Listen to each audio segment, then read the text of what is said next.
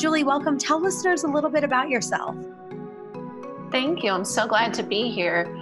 So I got into the wellness world through my own journey with rheumatoid arthritis. After a decade of health decline, I finally stopped listening to my doctors and started to make some changes.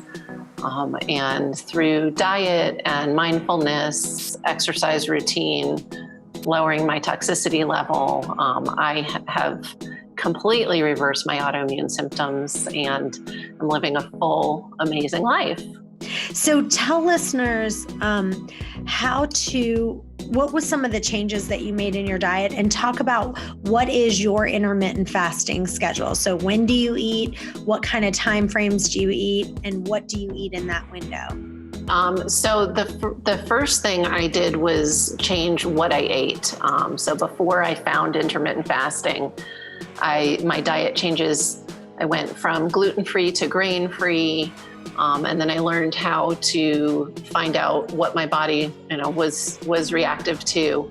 And so currently, my ideal diet is completely grain-free, dairy-free. I avoid legumes, and I can't do nightshades, and I don't do sugar. So really, all of the inflammatory foods, plus some that are unique to me. And I experiment. I'm very experimental. So I experimented again with my eating window. And my optimal eating window is probably 4 to 6 hours a day. So I kind of alternate. I do listen to my body. So some days I do have a late lunch at about 2:30, 3, and I'll eat an early dinner. Other days, I just eat one big meal, and it's loads of veggies, a really good amount of healthy fats, and a small amount of clean protein.